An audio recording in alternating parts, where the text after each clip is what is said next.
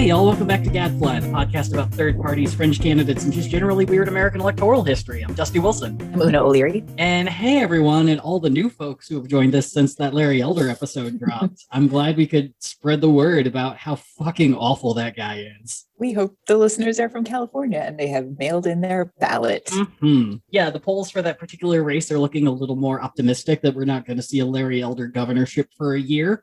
So fingers crossed on all that. I guess we'll see how that goes. That's a bit of a reminder for our California friends. That election is on September 14th, so it is coming up. So if you haven't mailed in your ballots yet, make a plan for a day of going in to vote and all of that. I think we here at Gadfly are very against the idea that the main Democratic Party is pushing in California, where you vote no and then no one for the backup, because that just seems like a poor planning and how you end up with Larry Elder. So I don't know. I would say vote however you want, but if you vote no on the first thing, please vote for a person on the second, please, just so Larry Elder doesn't win. I think it's a small... But also definitely vote no. Oh, God. Yeah, we're not going down this road. We have other things to talk about. Oh, we do. And today... Una, today is an apology episode because we all dealt with Larry Elder last week.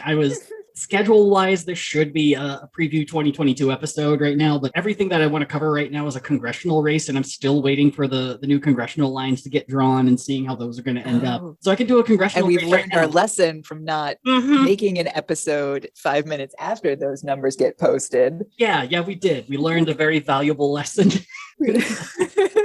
So I'm gonna hold off a bit on that. Maybe try to find like a Senate or a governor race that I feel most interested in. But we'll go from there. But today, I wanted to do kind of more of a wacky, goofy moment of American history. Ooh, yay! Yeah, just some weird shit that no one ever really talks about. Oh, excellent. I love this apology episode. And so this is a story that has everything. It's got arguments over land. It's got a teenager with power. And it's even got a war. Ooh, apology accepted. And like all good avoidable issues, we got to go all the way back to the 1780s, when America was trying really freaking hard to make the Articles of Confederation happen. Now, I know it has only been 2 weeks, but if you are new to Gadfly, we have an episode back, a couple episodes back, talking about how America almost had kings a couple of times. But the main crux of it is talking about the Articles of Confederation, which was the Founding Fathers' first draft and first attempt at a constitution. And it sucked. It was bad. It planned for nothing. It seemed to just kind of abdicate everything to the states, and then the federal government was very confused how they didn't have any money. Oh my God, isn't that just the life of every writer? You turn in your first draft thinking it's fine, and there's no money ever. Yeah, just Thomas Jefferson's just sitting in the background, like, you guys could have asked. You could have asked at any point. I would have gladly helped. Oh, John Dickinson, sure, I'm sure he has this. Yeah, no, it's fine. Don't call up the John Grisham of the time. I write constitutions for fun. I could get you any 3 drafts already have finished. I write confic. Like, I'm in it. Oh man, I really love that one confic where the Articles of Confederation and the Constitution get married, but no one knows. Listen, I'm shipping it hard, and I just wish it were canon. That would be amazing. Oh my God, we will ruin whatever is left of Tumblr by the end of this podcast. I'm going on an archive of our own immediately after this and looking up what kind of, because they exist. I know they're there. Oh yeah, there has to be like George Washington, Thomas Jefferson fanfic done through the lens of Hamilton, probably. Oh, definitely. Okay, I'm not letting us go down this deep rabbit hole. Oh no, it's going to get dark if we do. It's going to get very dark. I'm just going to pin it for Patreon options when we get to that level. Oh my God. We'll write fanfic about any 2 politicians in American history for you. Oh my God. You will have to pay us for that. Hey, that'd be great. Look, if I don't have to work a capitalist job anymore and I could just write fanfic about Millard Fillmore and a Mason, then yeah, I'm in. This is great. This is going to be, I'm feeling this hard. We have a new grift. High tier. All right. Anyway, so it's Articles of Confederation time. And so one of the big things that we talked about that they kind of did well is that the Articles of Confederation were able to get the majority of states to give up their claims in the western part of America. Now, we're going to dive a little bit deeper into this. So imagine a map of America. Anything east of the Mississippi after the Revolutionary War is now America. Anything south of Georgia is Spain. So it's just Florida. And anything west of the Mississippi, for the most part, is French and then Spanish and then kind of Russian. So a little European.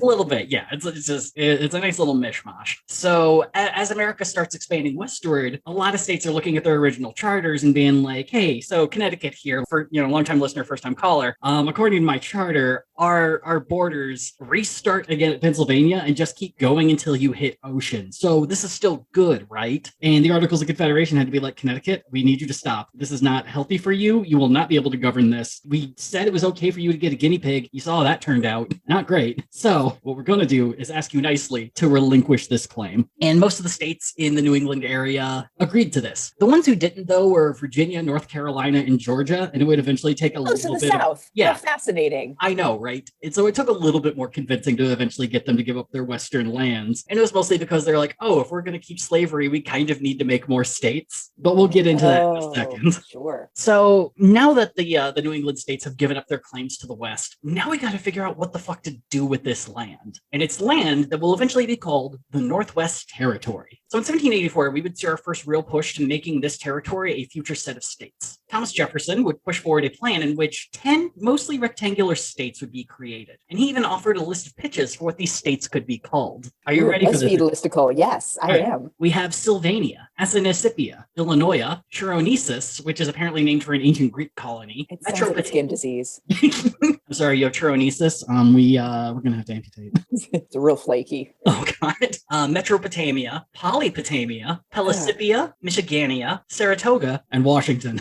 Fuck's sake. So what I'm going to do is I'm going to send you a map because this kind of got drawn out. Oh, I love it. So this is a map that comes directly from us from Chicago Magazine, and it looks wacky at first, but I think the longer I've been looking at it, the more good I think I have to say about it. I mean, what I love about it is, one, the names sound like someone who knows enough Latin to butcher it. Yep. And enough native words to absolutely show their whole ass about it. Oh, so Thomas Jefferson, 100%. So done and done. No, what I also love is we would currently be residing in Asinacipia. Yep. And I feel like that definitely describes quite a bit of what actually became Illinois. It's just an ass state. Yep. Look, I would note this later, but I feel like a lot of right-wing pundits would have a field day knowing that Chicago was followed by the word ass and would use that. That would just be daily conversation starters right there. Yep. Chicago Magazine actually made a really strong case for Asinacipia, stating, quote, if Jefferson had gotten his way, we would now be living in Chicago Asinacipia. Instead of sharing a state with faraway Bloomington, Peoria, and Effingham, we would be grouped in with Kenosha, Wisconsin, Michigan City, Indiana, and New Buffalo, Michigan, places most of us actually visit. Yeah. Oh, absolutely. It brings to mind that idea of the 11 nations of the United States, where, like Trax has like people from basically the Great Plains is very different from the area around the Great Lakes, but we end up getting mashed together as just the Midwest. And it's like, no. My cousin's from Michigan, my cousin's from Iowa. We are different. Yeah. Well, and the thing I also like about this is he absolutely half-assed his way into really predicting political divides with these states. In particular, like if we're looking at the state of Washington, as Jefferson would have wanted it, it's all of Eastern Ohio. So you get Cleveland, and you also get Athens, Ohio, which are the two liberal bastions of the state. So you end up getting a very blue state in Washington. And then you have Metropotamia, which I think you would end up getting Detroit, bits of Cleveland. You would end up getting a lot of liberal stuff there. And then everywhere else, they're pretty strong conservative bastions. This all would have made a lot of sense if they were drawn up now. And also, I really like the idea of the Upper Peninsula, northern Wisconsin, and northeast Minnesota being called Sylvania. For some reason, that feels like it makes perfect sense. Yes, because Duluth is going to have a lot more in common with, was it up there, Muskegon? Yeah, Muskegon, Sault Ste. Marie. All of this makes perfect fucking sense. Yeah. It's really fucked up how good of a plan it is for having no idea of what cities or what people would eventually be there. Now, Jefferson's plan would end up remaining a template for a few years, but he was met with a lot of resistance, most notably from future presidents James Monroe and George Washington. So their main concern was that if Jefferson had his way, you would suddenly have a sudden explosion in states. You would go from 13 to 23.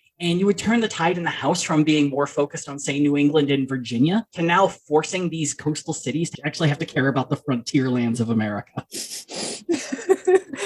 As much as things change, they stay the same. Oh, absolutely, they stay the same. And also, it's really kind of interesting, too, that if suddenly you have all of these frontier states and there's only 4 southern states, you kind of wouldn't have an excuse to not ban slavery. You would have a very strong majority in the Senate, and you would no longer really have to care about what Virginia and Georgia and North Carolina and Maryland thought. You could just do it. Ooh, so tasty. Yes. But nope, that's too many states. Oh. Too many states that don't like it. We got notes. So by 1787, Congress would scuttle Jefferson's plan for 10 separate states, but agreed to set up the Northwest Territory officially. Instead, the territory would eventually become, quote, at least 3 states or at most 5 states. So once a geographic region attained a population of 60,000 people, then the proposed state could submit their application for statehood to Congress. And once Congress agreed to admit them, they would become a new state on equal footing of all the others in the federal legislature, which now that the Constitution was going to be a thing, meant that you got a number of congressmen dictated by a state population, and you would have 2 senators no matter what, just like every other state. And also, it's probably not a great sign that this whole plan is listed as the very first moment of Civil War history. Ooh. Mainly because, we just decided what it means to make a state. And that's kind of a major issue in the Civil War. But prior to getting statehood, though, a territory would have to establish a government. If a territory had fewer than 5,000 men who weren't enslaved, then the territory would get a governor, a secretary who acted more as like a modern-day lieutenant governor, and 3 judges appointed by Congress. The governor would have a 3-year term, the secretary would have a 4-year term, and really just kind of feels like this is all just bad ideas via committee all fucking over again. It's all just make-em-ups. Nope, we rolled a dice. 3-year, 4-year, 2-year. We're done. We're good. Let's go get drunk. Just get those white people there. We just discovered Applejack. Let's do this. So once the territory got more than 5,000 dudes who weren't enslaved, then the territory would get to have their own territorial legislature. And anyone could run, so long as you were a dude, were an American citizen for at least 3 years, lived in the district where you were running for at least 3 years, and owned at least 200 acres of land. For you city folk, 1/4 of Central Park. Damn. Yeah. So some other fun bonuses you kind of get along with the creation of the Northwest Territory was the creation of a public university for the whole area. Now, the university wouldn't be founded until 1804, but it was fucking worth it because it resulted in one of the best ass schools in America, the Harvard on the Hocking and my alma mater, Ohio University in Athens, Ohio. Woo! It's great. There's brick everywhere. It's flooded with ghosts. It's a good place. Good job, guys. You picked a real haunted place. It's so haunted. Surrounded by 5 cemeteries, one of which moves. Don't question it. Now, deciding on where these future states would be fell to what can only be best described as an unfortunate understanding of basic geography. So the decision made by Congress is that the bisecting boundary between these states would be the southernmost point of Lake Michigan. So essentially one big line would be drawn at the southern point of Lake Michigan. And from there, you kind of have all that land up north that's northern Illinois and Wisconsin and Minnesota and the Upper Peninsula. On the other one, you have the mitten of Michigan. And then south of that could be its whole state, or you could break that up if you wanted. Either which way, you either get 3 states or 5, and that has to be a boundary for them. So much of this sounds like an MLM. I'm just going to say it out loud. Like how a territory becomes a state, how the boundaries are drawn. Look, you got to get that downline. Otherwise, you're never going to get Polypotamia. God. Just to be clear, we are pro Polypotamia as a 100%. podcast. Look, as a podcast, we fully support Polypotamia, which, just so you know, would have been all of southern Illinois and southwestern Indiana. So, honestly, very yes. poly-friendly part of America. The idea that there could be a reality with no Indiana, I'm just going to dream on that for a bit. That's so great. Anyway, so does that make sense? You have that one borderline that's the southern border and then the northern. So the problem, though, is that they decided to use the most accurate map they had in their possession, which was called the Mitchell map. Created by John Mitchell in 1755, the Mitchell map is honestly fucking gorgeous. It is 8 different parchments that end up getting put together. It was incredibly expensive at the time to get it, but they also made very cheap versions as well if you wanted it. And the version I saw on Wikipedia, it's stunning. It is so fucking beautiful. It's full of detail. It's intricate, yet very clear. There are little details for cities where Mitchell just tosses in little details and nicknames as to what the regions are called. And it's also highly inaccurate once you start looking outside of the 13 colonies. And part of the reason behind this is that Mitchell wasn't so much concerned in making an accurate map, so much as he was trying to make a very pretty piece of propaganda. Mitchell's here for the vibes. Oh, 100%. So this map was commissioned to Mitchell by a British fellow. And at the time, they were very worried about the French taking shit over. So he wanted to make all of the British lands look very powerful and big, and all the French lands look mysterious, but also somewhat the ownership of British lands. An interesting detail is that on the map are all of the lands that the Iroquois nation were a part of, and the Iroquois were allies of the British. And in the details of the map, he makes it seem like since the Iroquois are allies, it makes the Iroquois lands naturally the British. So now the Iroquois are subjects of the British. Oh, damn. And then there's other little things such as placing the southern boundary for Georgia so low that it clearly went into Spanish Florida by multitudes of miles. Whoops. It's not great, but it's the most accurate map that everyone has at the time. It's everyone's best guess as to where the end of Lake Michigan is. It definitely makes users of this map within our context love it and feel great about themselves. Oh, 100%. So, Una, as a Michigander yourself, I think we all know that the end of Lake Michigan is at Benton Harbor. Yes. It doesn't go further south than Benton Harbor, Michigan. Wait. Oh, no. Oh, no.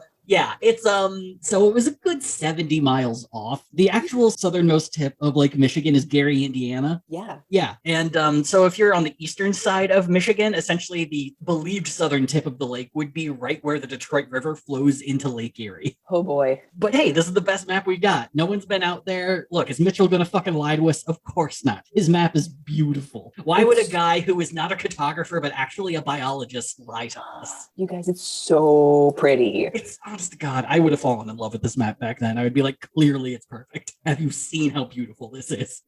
70 miles, what? Just vibe with it, man. Just like man, feel it's not like it. this is going to cause an issue. This is art, man. It's not like people are going to make laws based off this fucking thing. Oh no. So around 1802, Ohio would be the first of the Northwest Territories to decide, all right, we're going to be a fucking state. We got 60,000 people. We're the closest to Pennsylvania. So people are just like, fuck it, I've gone far enough. This is good. Yeah. I did it. I'm in the West. And no, I'm in the woods now. Yeah, so they were able to get 60,000 people pretty quick. So using this description of where their boundary would be, essentially Ohio claimed the entire Lake Erie shoreline west of Pennsylvania. Oh no, is this going to be the episode where we end up fighting as like an Ohioan and a Michigander? It's going to get ugly. I'm so sorry. Are we going to have a recreation of the Battle of Toledo? Anyway, so... See that look? So the Ohio Constitutional Convention's going. They're drawing out, saying Ohio goes all the way up to here. We're taking the lake. It goes this far west. The way this is described, I'm just imagining a dude with a coonskin cap comes running in with a musket, just breathing all heavy. And it's just like, guys, we're wrong about where the lake is. Honest to God, a trapper shows up and says, I was just out there. The lake is much further south than the Mitchell map says it is. I feel like this trapper also comes in from Detroit with a Quebecois accent. It's like, oh my God, yes. This is not the lake. Oh, you think your map is so good? Your map is so sad. I know Why don't you come up north to Fat Lip, Michigan? We'll teach you a thing or two.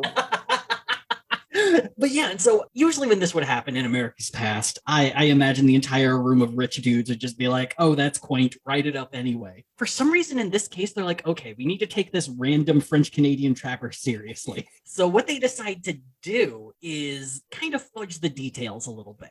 Oh, good. So in Ohio, they had already kind of set up a town called the Port of Miami, which in modern days is known as Toledo. And Toledo's right at the mouth of the Maumee River, which at the time was a pretty big area of commerce. So they fudged the line just enough to include Toledo as the northernmost boundary that they could have and counted that as fine because in their minds, it's like, look, by the old map, we should technically be able to get right below Detroit, but let's not push this. If we just say this, I think we can get away with it. And everything would remain totally fine for about 3 years. Because it turns out, Michigan was all kinds of ready to become a territory. And in 1805, they used the original language of the Northwest Ordinance to create their land, which just so happened to include that bit of land around Toledo that Ohio tried to sneak into statehood. Oh my God. Sensing some real potential issues, the city of Toledo began petitioning the state to maybe settle where the fuck they are, to which the Ohio legislature acted swiftly by pushing the job off on the U.S. Congress. And by 1812, a whole 7 years later, Congress finally agreed to survey the location at the end of Lake Michigan. I'm just imagining all of this done with like white sorority girl passive aggression. It's like, I'm so sorry, but it looks like I'm so sorry, but like it looks like you might have our city. I don't know. That's just so crazy. It's like, no. I'm so sorry, but like that is my city. I want a recreation of this exactly like that. So by 1812, Congress is like, all right, fine, we'll figure out who owns Toledo. But first, we kind of have a war to fight because the War of 1812 was happening, and everyone was just so excited to fight the British again that no one thought, hey, is this something we can win? Is this going to be worth it? And the answer is no. We could at least tie at best. British 2, zero electricity boogaloo. Electricity has not been invented yet. Yes. God damn it. So yeah, they had to fight the War of 1812, but also the only reason that they were actually going to do it in 1812 is Indiana had just become a state. So now they at least had the infrastructure to be able to go in and look at where the lake ended. Oh my God. So they finished the War of 1812 and 1814. And you know what? We're going in. We're going to fucking do it in 2 more years. So at 1816, they would begin to survey. Actually, that's a lie. In 1816, Congress said, hey, we'll start the survey. And then in 1820, that's when people actually got fucking out to Lake Michigan to start the fucking survey. Government, am I right? Hey, don't ever say Congress doesn't eventually keep their promises. Listen, yeah, they got to it. It's in the middle of the woods. What am I going to do? Find a big lake? That's going to take me forever. So the Surveyor General of the Northwest Territories at the time was a dude by the name of Edward Tiffin, and he would hire William Harris to define the Michigan-Ohio boundary. And this was full of complete fuckery right from the start. For one, Edward Tiffin had been the governor of Ohio from 1803 to 1807, and he played a very heavy hand in establishing the state's initial boundaries. Second, Tiffin ordered Harris to use the Ohio Constitution as the basis for the tip of Lake Michigan, and not the actual point where it existed. Come on! So when Harris finished the work, surprise, surprise, he found out that Ohio was right to begin with. How the fuck did that happen? Ooh, typical Ohio bullshit. Go on. I will fill a sack full of Buckeyes and beat you into the ground. So calling immediate bullshit, Michigan Territorial Governor Lewis Cass hired his own surveyor, and that guy found that Toledo and the mouth of the Maumee River were actually within Michigan, so fuck you! So instead of solving the problem, Congress had inadvertently created a sector of land that was now claimed by both Ohio and Michigan that would become known as the Toledo Strip. And to make things even more frustrating, the surveying job that Michigan did was 100% correct. That's how we do in the mitten. It burns me to say this, but yeah, I'm going to admit from here on out, Toledo should be in Michigan. This was a complete grift job that Michigan got throughout this entire time. Amazing. That being said, fuck your state. Hey. We're like pure bullshit, Michigan, am I right? We fuck ourselves well enough, okay? We don't need your help. But really, what the hell does it even matter? Michigan and Ohio were literally fighting over a tiny strip of land that at most contained one port city. And especially a port city that, compared to what Detroit would become, really, I mean, Toledo's a fine town. It's not Detroit during its heyday. No, it has a lovely glass museum. Yes. It's got like a lithograph museum too, apparently. Ooh, okay. I spent a lot of time on that List Obscura trying to find things in Toledo today, so I'm putting it in. But the main reason why these states were so anxious to get a hold of Toledo was for one purpose. That sweet, sweet canal money. You see, in 1825, the Erie Canal had just finished being built in New York. So the Erie Canal connected Lake Erie with the Hudson River and essentially New York City, and within months became highly profitable. And seeing this, the folks in the frontier were just aching for their own version. This time, though, the goal would be to connect the Mississippi River to the Great Lakes. And to a lot of people, the quickest route seemed to be through Toledo. And whoever owned the land where this canal would be could stand to make an absolute shit ton of money. And Ohio, not to wait around for destiny to find them, already began work on their own canal system in 1825. The Miami and Erie Canal would connect the Ohio River in Cincinnati with Lake Erie and Toledo, and we will be fucked if those assholes in Michigan steal our fucking canal money. That is our money. That's our building it. Silver and gold back new greenbacks. Gonna be great. What other Ohio shit can I even bring up? It's always fucking Buckeye related bullshit. Yeah, I got nothing. Yeah. So in the meantime, the states would both stew over this for about a decade. But to understand what was to come, we kind of need to also tell the story of Michigan's first ever governor, a fellow by the name of Stevens Thompson Mason. Or if you were friends with him, you could call him Tom. Now, how much do you know about Tom Mason? So little. Okay, this might be one of my favorite stories I've ever stumbled upon. Ooh. So Tom was born in 1811 in Leesburg, Virginia. And the thing, though, is he was born into one of the most powerful political families in the entire country at the time. His great-grandfather, Thompson Mason, was the Chief Justice of the Virginia Supreme Court. His other great-grandfather, George Mason, was at the Constitutional Convention, and now has a whole college named after him in Fairfax, Virginia. And his grandfather, Stevens Thompson Mason, was a senator for Virginia. In more modern times, his uncle, Armistead Thompson Mason, was a senator for Virginia. His other uncle, Benjamin Howard, was a senator for Kentucky. And his slacker uncle, William Taylor Berry, was just a congressman from Kentucky, so fuck that guy. So when it comes to families to be born into, being a Mason was like winning the early 19th century lottery. And all Tom would need to continue this family legacy was a competent father. So Tom's father, John Thompson Mason, was given every opportunity to follow in his family's footsteps. He was taught at Charlotte Hall Military Academy, a school founded by Queen Charlotte, and whose alumni include attorneys general, governors, and Sylvester Stallone. He followed that up by attending William and Mary College and began practicing law. But like so many other young lawyers at the time, John was compelled by opportunity out west. And in 1812, John packed up his family and moved out to Lexington, Kentucky. John got to work and collected enough cash to buy a huge estate for the family that he called Serenity Hall. Ooh. 7 years later, though, things would start heading south for the family. Because it turns out while John had been able to make a decent living as a frontier lawyer, he made the mistake of investing his money into very risky businesses. Which, looking at what businesses he invested in, it's kind of amazing how badly he fucked up. He invested in a coal mine in Kentucky. That didn't work out. He invested in a distillery in Kentucky that did not work out. Oh, no. One by one, each of his investments fell through, and before long, the family was completely broke. For the first time since the family helped start the country, a Mason had his back against the wall and no safety net. So John did what any of us would really do in that situation. He asked the president for a job. You know how we do. You know, we're unemployed and we're like, hey, Barack, I'd really like a job. Thanks, Obama. Where that saying comes from. Oh, I mean, I do ask, but it's more in a light a prayer candle kind of way. So it turns out the family was really close with James Monroe, and he did John a solid by making him a U.S. Marshal, which made John responsible for fulfilling orders and requests by local judges. And for the time being, the family's good name would be saved.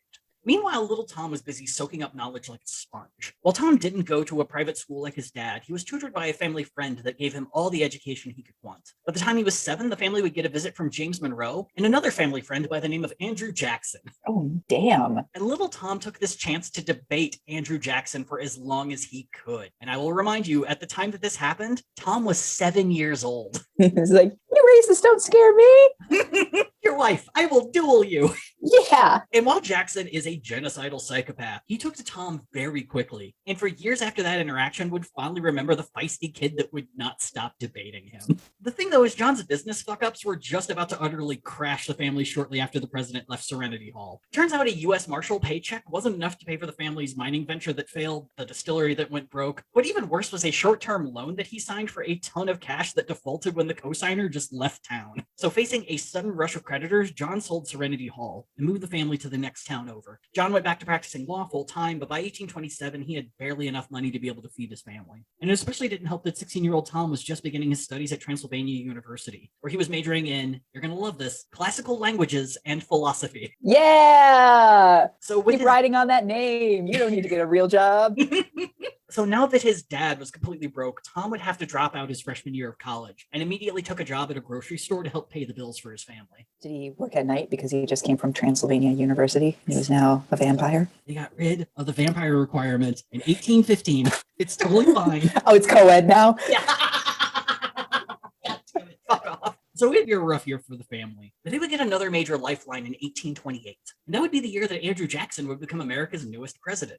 Now, that particular election is definitely the one that we will cover in the future because it is full of some strange fucking shit. But the general note that we need before going forward is that the election of Andrew Jackson was an absolute shock to America's system. Jackson was a backwoods, temperamental outsider who loved to duel anyone who said shit about his wife, and the high society political elite of New England and Virginia had no clue what he was going to do. And the first wild thing he did was clean house and begin installing all of his closest allies into government positions. Now, it would take a couple of years, but eventually John Mason's name would come across Andrew's desk, and he began looking for a job for his old friend. By that point, all the juicy important jobs were gone, and all that was left were positions out in the territories.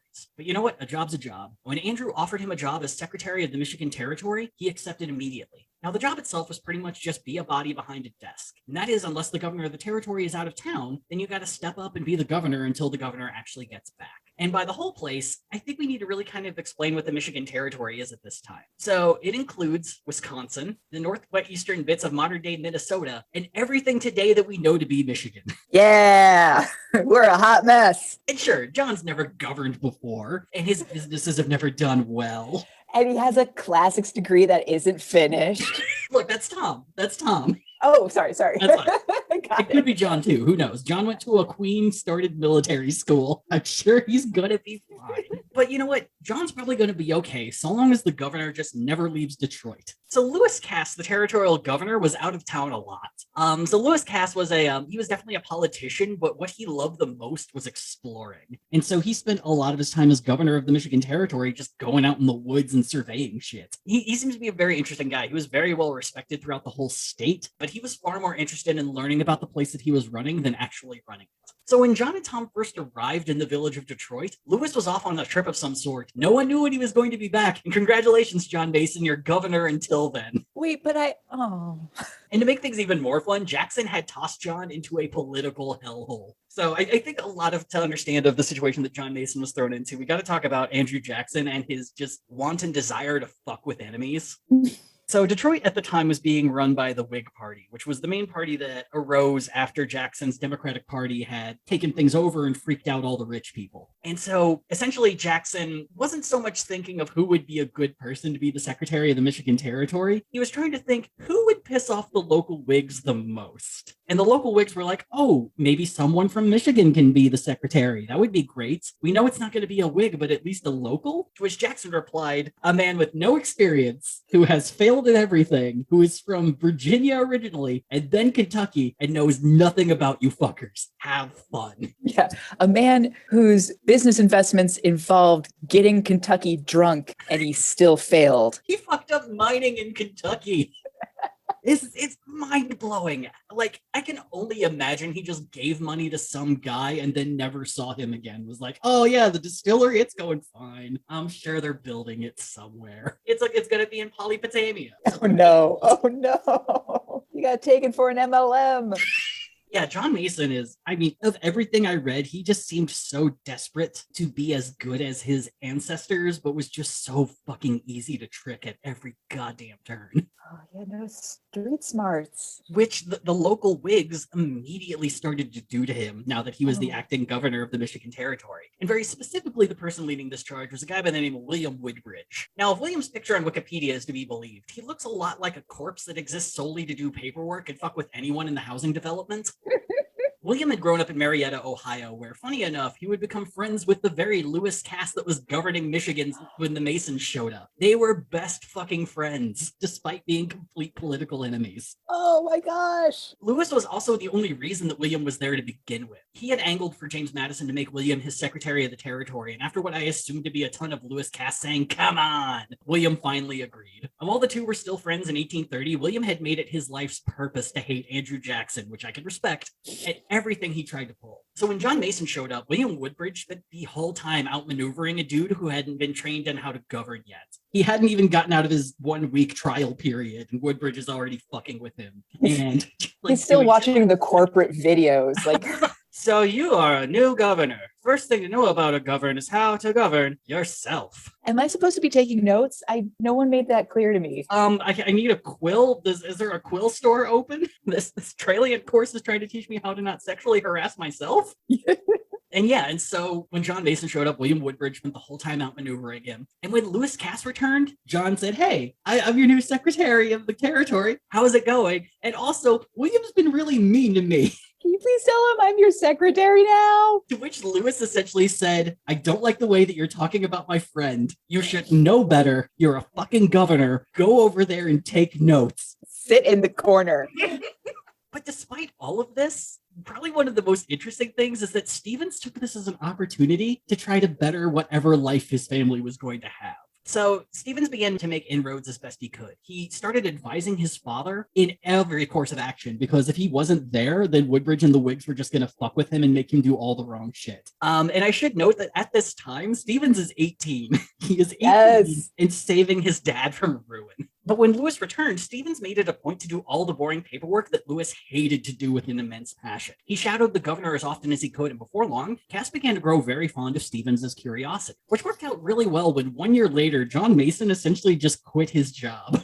John! So he's at least not quitting and doesn't have anything to fall back on. So what I read is the elder Stevens Mason, the grandfather of our good friend Tom, had a bunch of land on the Texas-Mexico border, which was kind of becoming the new hotspot if you wanted to make your money in the world, and left it to John. And John was like, well, look, this job is hell. I'm clearly not suited for it. So what I'm going to do is I'm going to resign and I'm going to move down to the Texas-Mexico border by myself and make money for the family while everyone else just stays here in Detroit. It's like I could stick around in this job and continue being demoralized, or I could go to this trendy new neighborhood and gentrify the fuck out of it. 100%. I'm gonna invent Tex-Mex. I'm going to invest in an agave distillery. So I have no idea how this business venture turned out because I was just excited to be rid of John Mason and his failures. Because honestly, Tom is the more interesting dude. But lucky for Tom, John wasn't just going to fuck off and leave. What he wanted to do is he wanted to go and resign in person. So he and Tom loaded up the family's cart, rode it from Detroit to Washington, D.C., met with Andrew Jackson and said, hey, Andy, I'm resigning. But if you could, my kid could really use a job. And anything you could find for him, that would be greatly appreciated so that my family can be fed, not by me. You know how I do. Yeah. And Andrew Jackson looked at Stevens, remembering this 7-year-old boy that he had debated with so long ago, and had heard all this great news from Lewis Cass about how great this kid was. I was just like, fuck it. Hey, Stevens, you're the second most powerful person in Michigan now. Have fun. God. At the age of 19. Oh no. Here's what I love. It's like we had a whole episode about how we did not have kings and there's no primogeny in America. And yet here we are. Nope. Nepotism's better than primogeny. Yeah, just straight old nepotism. Uncut. But once again, this was probably a little less more of like, oh, here's a kid I can take a risk on that will work out for me in the end. It was a lot more of Andrew Jackson being like, oh man, this is really gonna piss off everyone. It's not just you're how old? Get on out there. It's not just nepotism, but I am sending a child to govern these people. As a bit of a trade too, Andrew Jackson made John a special agent to look into things that were going on in Mexico at the time, to kind of be like a spy. Once again, I have no idea how this turned out. I imagine it was just John showing up being like, hey, I'm here to open a business. Also, I'm a spy. Oh no. So now Stevens is the secretary of the Michigan Territory. He goes off to New York with his dad to get some new clothes because, you got to look for the job you want. And then he went to Detroit. His dad went to Michigan. And when Stevens showed up to Detroit, no one had been told that he was going to be the new secretary. Of course not. Oh boy. Oh, and I forgot one very key detail. So while Stevens is 19 years old, do you know how old you have to be to vote back then? I don't. How old? 21. No! Stevens is the second most powerful person in the territory, and he can't even vote for himself. I don't even know if he owns 200 acres of land. Well, that's probably not. That's a run. Either which way, it's a ludicrous time for this. Oh, no. So the thing that made things even more ridiculous is that while the Masons were in D.C., Lewis Cass had also resigned, and Andrew had yet to figure out who was going to replace him. So he sent the Masons back to Detroit, and despite them going to New York City, by the time Stevens got to Detroit, the president still hadn't picked a new governor, nor had anyone officially announced that a teenager was going to be the new secretary of the whole territory. So Stevens goes to the Capitol with the commission from the president. Lewis gives him the oath of office and then just leaves. So now a 19-year-old is the acting governor of the Michigan Territory. That's a serious falling up word. It's ludicrous. I mean, at least he's a smart kid. At least it's not John. Genuinely, like, at least it sounds like, oh yeah, no, he sounds good and viable and eager for his job at 19. Yeah, like remembering myself at 19, I couldn't figure out a good way to act on LiveJournal, let alone run a territory. Now, this isn't to say that Jackson was just going to leave this kid to the wolves. Eventually, Andrew would select a guy by the name of George Bryan Porter to be the new official governor. And George would take his time, show up late to Detroit, and then he would spend the next 3 years spending as little time as possible in Detroit, once again leaving Stevens to run the entire territory by himself. Thanks. So for his first year in charge, Stevens pretty much just laid low. He observed the politicians around him, deferred to what he assumed Porter would have wanted, and kept a low profile. But by 1832, and no longer a teenager, Stevens began to realize that the territory was going to be his to run literally however he wanted. So with this, Stevens set out making his first move, and it was going to be a big one. Stevens was going to make Michigan a state. And step one was showing Ohio who the fuck was boss. Yeah. So in Michigan's initial application for statehood, Tom would claim the lower peninsula of Michigan as we know it today, the easternmost third of the upper peninsula, and the Toledo Strip. When Congress received this request, they immediately shot it down, entirely because Ohio and Michigan still hadn't really settled who owned Toledo yet, which really seems more of a win for Ohio and a direct fuck you to Michigan. Yeah, I mean, whose fault is it that they hadn't even like cleared? Yeah, it's your job, Congress. Like, why is this suddenly on us? Like, obviously, we can't come to an agreement. So this would get turned down in 1832, but Stevens reapplied for statehood in 1834 with the exact same boundaries as before. But this time he wouldn't be doing it just as acting governor, but as the real governor. Turns out in 1834, Governor Porter would make one of his rare visits to Detroit just in time for the massive cholera outbreak, which he caught and then died from. Oh, no. And instead of appointing a new governor, Jackson just promoted Tom. Like, you've been doing it this whole time. Look, now do it. Clearly, God has a plan for you. And Right. I'm not going to stand in that way. The pay remains the same. It's just a title upgrade. So it appeared that Tom's theory was if he pushed hard enough, the issue of statehood and the rightful ownership of the Toledo Strip would eventually have to go to the Supreme Court. As for Ohio, Tom's insistence was pissing them off so much they made it their life's goal to ensure that Michigan would never become a state, which it still hasn't to this day. And in the end, Ohio mostly got their way. They got Congress to ignore Michigan's application for statehood and then just moved on. And in retaliation to this, Stevens amped up things quite a bit. On February 12, 1835, the Michigan Territorial Council approved the Pains and Penalties Act, which essentially made it illegal to claim to be from Ohio and follow Ohio law if you lived in the Toledo Strip. What? Yep, we're in Michigan now. We passed a law. Have fun with that. These are Michigan rules, son. Pew, pew, pew. Yeah. Wait, hold on. And Stevens is like, what, 22, 24 now? At the time. Yeah. So he's every guy outside of a bar in East Lansing at Michigan State right now. I've seen Stevens. Like, what, no, what, man? They're doing that circle fight man dance. Yes. Like, yes. Him to Ohio. And Ohio's just like, I don't even know. What you got a problem with? Look, man, I'll drink this whole fucking bottle of Jaeger and go ham. I don't fucking care, man. I don't fucking care. I'll do it. Well, and the crazy thing is by this point, Stevens had actually earned the respect of not just everyone in Michigan, but a lot of the Whigs as well. Just because pushing for statehood was really impressing them quite a bit, and his ability to not back down in the face of this much adversity just gained him a ton of respect. And 24-year-old with a barely formed frontal cortex is really showing his stuff. This is despite the fact that literally everyone called him the boy governor. And he does look a lot like Adam Scott in some regards too, so that's a very good image to keep in mind. Yeah, so they passed the Pains and Penalties Act, and to back this up, the council would commission General Joseph Brown to be the Brigadier General of the Territorial Militia and ordered him to enforce this law throughout the Strip. So anyone caught paying taxes to Ohio or following Ohio law instead of Michigan law would be subject to fines and punishment. The Ohio legislature appealed to Congress to get Michigan to stop, and Michigan promised, quote, hospitable graves to anyone who showed up to try and stop them from taking what was quite honestly theirs. Oh, damn. We're dropping Detroit bars now. I mean, hospitable graves is probably one of the kindest threats I've ever heard. I love it. We will put a mattress in your coffin, sir. We'll let you down easy. We will get your service dictated by the pastor of your choice. Yeah.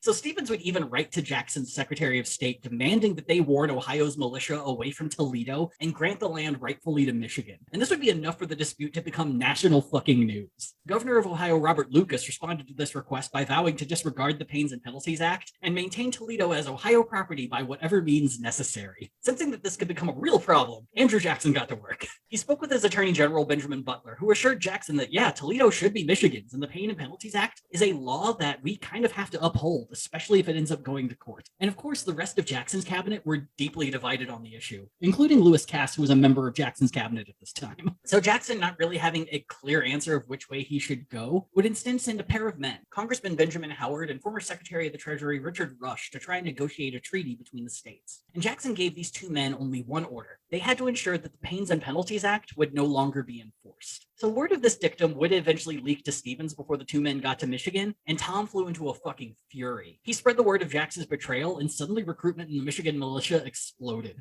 That's how you get militia, people. They haven't left. Mm-hmm. But privately, Stevens was actually more hurt than angry because this is his lifelong friend. This is a guy that he has been adult pals with since 7 years old. And he was just genuinely hurt that Jackson's not taking his side on something that he's legally right about.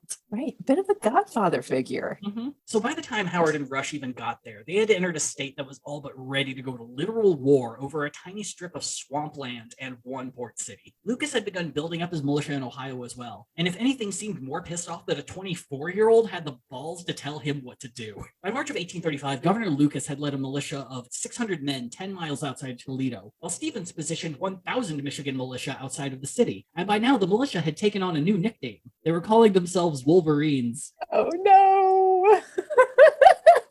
And to just fuck with Michigan a bit more, Governor Lucas ordered a new survey of the border that, wouldn't you know it, already was looking to be very friendly to Ohio's interests, which eventually caused a few members of the Wolverines to stalk alongside the surveying team and harass them. This is no bueno. So Howard and Rush would eventually propose that Michigan should be granted statehood, but only on the condition that Ohio be allowed to continue their border survey without the harassment of the Michigan militia. They would also propose that while the survey was being completed, residents of the Toledo Strip could vote on which state they wished to reside in, and until Congress could decide, those townships would be part of whatever state they voted on. It wasn't a great deal, but it was one that Stevens would support. He began disbanding his militia, sent folks home, but 3 days later, Governor Lucas ordered that the election be held under Ohio law, which was a direct violation of the Pains and Penalties Act, and Mason immediately retracted his agreement, got the militia back, and ordered all residents not to vote in the election under penalty of arrest. Honestly, I feel like Lucas is like kind of bringing all this shit on him. Like, oh no, Lucas is a dick. He's a complete fucking asshole. And it doesn't help that he's clearly in the wrong in all of this. But no, he's got to have that sweet canal money. Fair. I mean, granted, my non-state at this time is being run by a frat bro. We have established that. A child in a silk cape is running everything.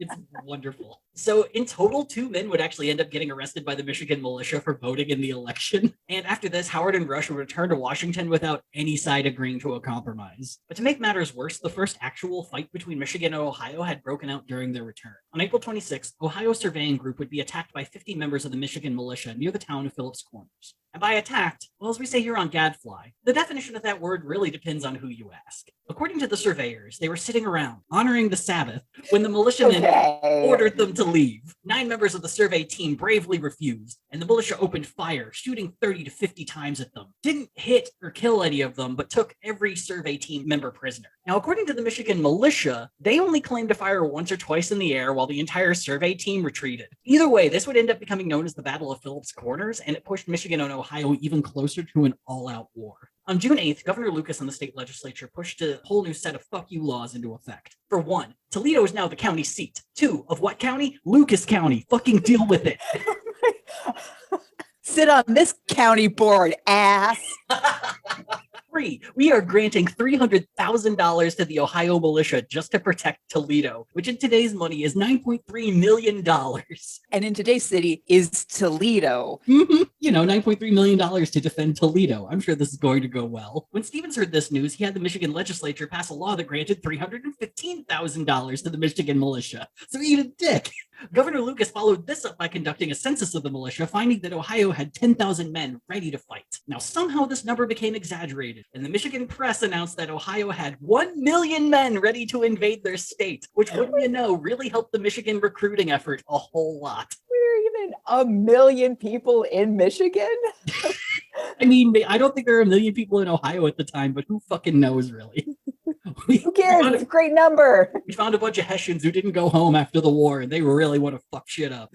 So posses on both sides of Toledo began arresting citizens of the city for violating Ohio and or Michigan law. Court cases started piling up, people suing each other depending on whatever law benefited them the most. Cops in Wood County, Ohio and Monroe County, Michigan began spying efforts in the city of Toledo, reporting back to their respective militias and sheriffs as to what the fuck was going on. Tensions were amping higher and higher until they reached a boiling point on July 15th. Joseph Wood, the deputy sheriff of Monroe County, Michigan, traveled to Toledo to arrest Benjamin Stickney for violating some Michigan law. In fact, Stickney was one of the 2 men who had been arrested for voting in the Ohio-Ran-Toledo Strip election. So while Pinckney and his family were being arrested, Pinckney's son, too, spelled T-W-O, took a penknife and stabbed Joseph Wood. No! Now, Wood's injuries wouldn't end up being that bad. They were non-lethal, he recovered just fine, but 2 Stickney would retreat deep into Ohio to avoid arrest. And upon hearing of this attack, Stevens Mason wrote to President Jackson to demand the extradition of 2 Stickney to Michigan, or at the very least, have Stickney tried by the Supreme Court. And Jackson said no to both. Jackson, meanwhile, is things like, God, if only I didn't hate the federal government of which I'm a part of so much. I might be able to tell these two states to fucking get it together because we're all in this as one. E It's pluribus unum. almost But- like states' rights have limits with certain oh, wait, things. I'm Andrew Jackson, so no. Well, and the bigger issue that Jackson was having at the time is an election's kind of coming up, and he has a real bastion of support in Ohio. So if he just gives the Toledo Strip to Michigan, he's probably going to lose the next election. So, with no other options before him, Andrew Jackson removed Tom Mason from office on August 29th of 1835. The thing, though, is this would also come 5 days after he had won the Democratic nomination for governor of Michigan. You see, Michigan had kind of gotten bored of waiting, and they just decided, fuck it, we're a state now. We're throwing a constitutional convention. That's how we do in the mitten. We're not waiting for Congress. And so they're just like, yeah. And so it was just a really shitty situation. And I will repeat, he is 24. And come election day, the illegal state of Michigan would re-elect Tom as the first governor of the state. Yes, we're going to create pop hits in a couple centuries that are going to get your parents pregnant. We're doing this. So following the election of Tom back into the governorship, the Toledo War, as it became known, would actually cool down quite a bit. Governor Lucas was tired of expending all this effort over a small parcel of land, but more importantly, he realized that all he'd have to do really is just wait it out. Since Michigan had declared itself a state without the approval of Congress and was now no longer a territory, it no longer received any funding from the federal government. By the summer of 1836, the state was on the verge of bankruptcy. Tom would push for a few more months, but by December, he knew the cause was lost. And what became known as the Frostbitten Convention, Michigan agreed to cede the Toledo Strip to Ohio. But in exchange, they would get the rest of the Upper Peninsula, a vast area of forest that many people in the state considered to be completely worthless. And the very next month, Michigan was admitted to the Union. So as governor, Stevens Mason would end up seeing a number of major projects through. He established the University of Michigan school system and insisted that the main city of it be Ann Arbor. He was inspired directly by his inability to continue his schooling due to the sudden loss of funds. So he established a public school system throughout the state. And Tom would be reelected in 1837 and begin to push his biggest plan yet, the improvement of the state's canals and rail systems. And to raise funds, Tom issued $5 million in bonds, or $121 million in today's money. This plan, though, would fall apart months later due to the Panic of 1837. Many of the banks that Tom partnered with for the bonds went bankrupt, and suddenly the state was left with $2 million in debt. Tom would spend 1838 attempting to recoup these losses via investors in New York City. And it'd be during one of these investment meetings he'd actually end up meeting his wife, Julia. But 1838 would also be the year that Stevens would lead his men into another war. So the Patriot War is something that we're going to get into at a future date. It's very big, has a lot going on, and it's a bit more Canadian history than American history. Ooh. But the super brief summary is that it was a war fought along the American-Canadian border, in which Americans and Canadians who'd fought in the rebellions of 1837 banded together to fight British Upper Canada. And during this war, members of the Michigan militia stole a schooner and sailed to aid the Canadian rebels in their cause. Mason was able to gather... Yeah, they took a schooner named Anne, and we're just like, we're going to go fight the fucking British Canadian army. It's going to be great. Now, Tom was not a fan of this, so he got 200 of his own militiamen, grabbed a boat, and started following them. However, by the time that the mutineers got to Gibraltar, Michigan, Tom was able to stop the leaders of the mutiny, but everyone else had already taken the schooner and gone to Fort Malden in Canada, where the British Canadian forces of 300 men just took turns absolutely wrecking the schooner. Before long, the ship was adrift, many of the men were wounded or killed, and a lot of them swam back to the shores of America, where they were quickly imprisoned for violating the Neutrality Act. Guys, you kicked the goal on your own side. Like, if Tom Mason is following you in a boat yelling, guys, stop, maybe you should. He's got other shit to do. He is horribly broke. He just got married. He doesn't want to be doing this. Yeah, those lakes are cold all year round. So following all of this, along with the issue of many Whig leaders in the state claiming that Stevens had embezzled all the money that was supposed to go to Infrastructure Week, Tom decided it was just better for him to not seek re-election and exit politics entirely. In 1841, Tom and Julia would move their family to New York City to be closer to her family. Tom would start a law practice, but it didn't go super well. But 2 years later, Tom would end up contracting pneumonia and would die at the age of 31. 31? 31. Tom, you burn so brightly. I know. It blows my mind how you'd be like, hey, do you want this lawyer who used to be governor of Michigan? No? Right? Yeah, it's so fucking weird. And Tom would be buried in the New York Marble Cemetery. That's not the end of the story for old Tom Mason. In 1905, a movement began to have Tom's remains moved from New York City to Detroit. And this would be approved, and Tom would be reinterred in Detroit's Capitol Park, underneath a gigantic bronze statue of himself. By 2009, though, Capitol Park was being reconfigured, and it was decided that the statue and Stevens' burial place would have to be moved just a few feet further. However, after moving the statue, they kind of weren't able to find Stevens' bones. I'm sorry, what? They fucked up? They moved the statue, they dug, and they're like, your boy ain't here. The boy's gone. So 9 months later, after the winter was done, the city was like, okay, let's try to find the governor's bones. And 4 days of searching later, they ended up finding him a few yards south of the statue. Come on! So wondering how the hell this all happened, the city concluded Which surveyor did they use? Ohio. So wondering how the hell this happened, the city concluded that the remains must have been moved in 1955 to make room for a bus terminal, and no one told anyone. So much of this whole episode is just peak Michigan. All of it. In 2010, on the 199th anniversary of his birth, Stevens was reburied once again under the new position of the statue. Are we sure? I mean, there was publicity, so I hope so. There was a lot of people there. But in the months between finding his bones and reburying him, Stevens Mason was laid in state at the Capitol building in Lansing, one of only 3 governors to ever have that honor in the state. Oh. So today, Toledo is it's a fine city. It's an okay place.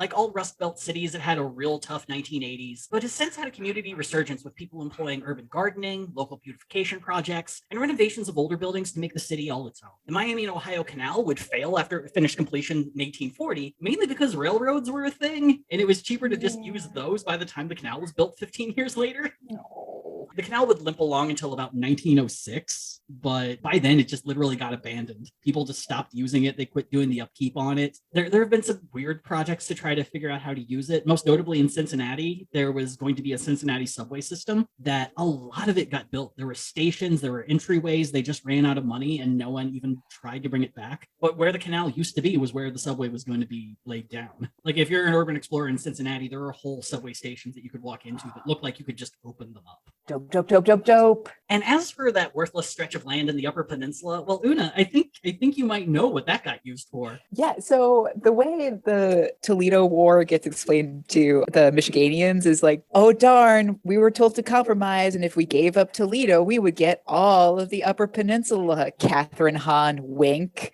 Oh no, not that worthless piece of land with all the timber and iron and copper ore. Oh darn. Well, I guess we'll have to give up Toledo. Yeah, it was definitely one of those things where at the time people were like, Stevens, you fucked up. You played yourself. Yeah. But in the long run, it was clearly the better option. And worked out very well. Damn, Pictured Rocks is ours now? Yep, congratulations, you've done it. And just to round out the story, in 1915, Michigan and Ohio chose to mark out the exact boundary between the states with one final resurvey. Upon completion, the governors of both states shook hands at the border, marking an official truce to the war that had one casualty that was just a really crappy stabbing. And that's the story of the Toledo War. Oh my gosh. And now we refunnel all of that energy and generational trauma into our football games where we are absolute assholes. It's the best. As someone who grew up near Columbus and lived in the city when Ohio State won a national championship, it's amazing that city is still standing. Every single time that team wins a game, it's just like, well, everything's burning down, I guess. I had a number of friends who went to University of Michigan, and there was always this, they would get emails ahead of away games. So if you're going to Columbus for the Ohio State game, it was essentially like a white parent telling you how to drive through Compton. Don't wear these colors and don't have any extraneous things and lock your doors. Yeah, it's such a fucked up thing because the people that you probably have to fear the most in that regard are people who never went to Ohio State in their entire lives. Oh, and the same with Michigan. Yes. Yeah, it's bonkers. A fun little detail, since we have a little extra time, Governor Lucas would eventually end up becoming the territorial governor of Iowa, and he would get into another territory war, this time with Missouri, and it would be called the Honey War. It was essentially the exact same fucking thing happened. Lucas, I think this is just you. He's clearly just kind of a fuck. But yeah, it's really weird how many times states just almost declared war with each other, and that was just a thing that could happen. Right. Well, and I also love that it just feels like the essence of Michigan was burned into its statehood of you're not going to give us statehood, we're just going to be a state, and there's no money. It's now we're a state, and we're going to put in railroads and infrastructure, and there's no money.